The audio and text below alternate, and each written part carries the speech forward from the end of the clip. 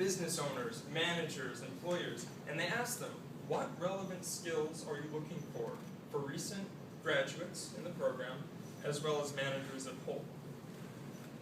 And it's interesting because these 7 courses in general share something common in that they are aimed at trying to manage individuals.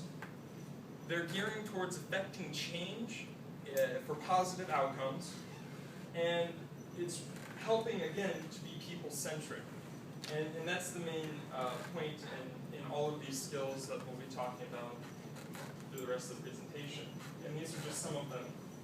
Emotional intelligence, the development of self-awareness, leadership, vulnerability, empowerment, and a few others. And I'll be talking about a few of them more in detail. So emotional intelligence, I love Daniel Goleman. I read his book, I listened to his TED Talks. He really explains and expresses the ideas and the basics in the best way possible. So I'm going to use his words. Self-awareness is really about understanding oneself. It's about reacting to how you feel, understanding how you feel, and why you feel it. It's recognizing how your feelings help to define your relationships and also help with performance at work.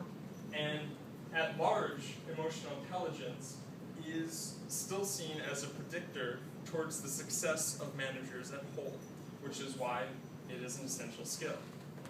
Self-management is about coping with, in a positive way, when reacting to distressors. So, for example, yelling at an employee because they're late is seen as a complete lack of emotional intelligence, as opposed to doing it in a positive manner. Empathy is recognizing how people feel and then reacting positively to their wants and their needs. And a few different ways to do this, for example, would be actively listening to them. Before the problem expands, take care of it now. And then finally, it's taking all 3 of these ideas and forming them into a skilled relationship that you can then use in other areas, such as being able to lead people and affecting their leadership through their beliefs and their value systems, which is very important. So, developing self-awareness. Before you can really affect leadership or affect others, you have to understand yourself. You have to define your values, more importantly, defining your authentic self, being true to what you believe in. And this comes through upbringing, schooling, experiences, knowledge that you gain. And in the leadership course, we had a Leadership 360, a self-analysis, where we had an anonymous survey sent to friends, family members, coworkers, and they detailed us, they defined us on many different criteria and then rated us.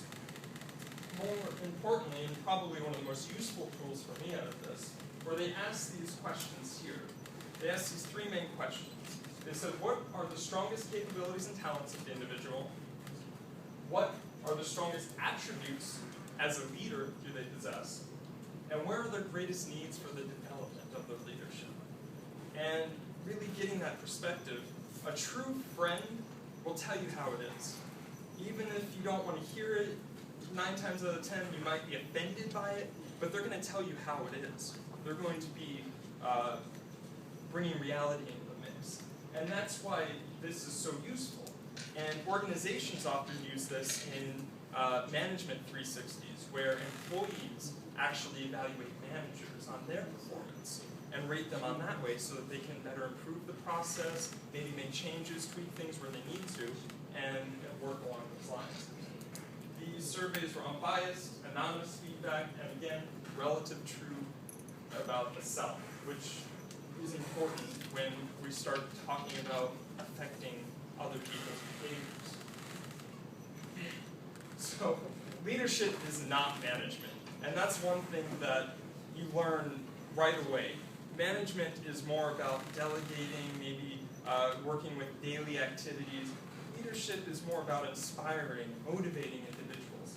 And so far as I am aware of, this is the best quote that I can come up with, or has been written down. It's the ability to create, it's the ability of creating a following of people who are willing that's important, willing, as well as knowledgeable about why they are willing to follow you towards a common cause or objective. Now, that doesn't cover everything. I could probably stand here and talk to you for 3 hours about leadership, but that kind of summarizes the basic idea of what it is. So these levels of leadership, I talked about earlier how we affect and change people's perception, and behavior is one of the very first ones. It's more of a Machiavellian approach. Fear, you intimidate them, or creating a reward system to try and spur change across the system. Thought is another one. It's more for those who need proof. They need facts. They need evidence before they make their decisions, before they act on anything. And finally, one of the most important ones, probably one of the most interactive ones, is the values, assumptions, beliefs, and expectations. That's where you start to act on people's belief systems, their value systems, and you affect change through that. So for example, if an employee keeps coming in to work late, a manager can confront them in a number of ways. They can scold them, they can show them proof that their work performance is hurting the company, or they can go through these phases. So an effective leader might know that this individual values teamwork. They value hard work and commitment, and instead of scolding them or presenting facts, they might say, well, I understand that you're coming into work late constantly. You know, that's really hurting the team. All of a sudden, it's not just that individual, it's everyone involved. And since we already know that this individual values teamwork, it hits them in their value systems, their beliefs. And so because of this, they're willing to act and change themselves for the betterment of the whole. So that's another idea of really how powerful leadership can be at points. 5 minutes. So this is just talking about different styles of leadership and kind of going along with power in management. I'm not going to really take too much time on this, but really the most important thing to understand in your style of leadership is knowing that not every individual is going to respond the same to the same set of tools. If you take a wrench to every project, it's not going to be the most effective tool. And the same goes for individuals in the workplace. You have to make sure that you understand the individual enough so that you know how you can best create a positive outcome throughout it.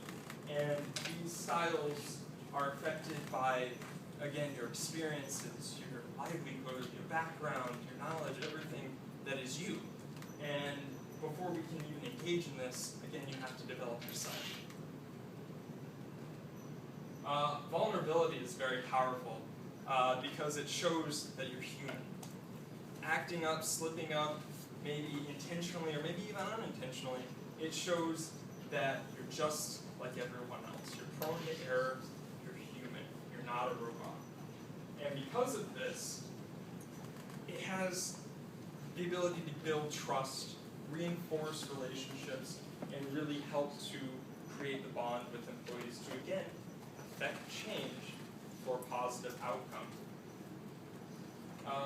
One important thing to understand about vulnerability is that you have to walk a fine line. You have to know and understand when to use it, what to use it, because you can very easily come off as incompetent, not knowing how to do certain things when you really do.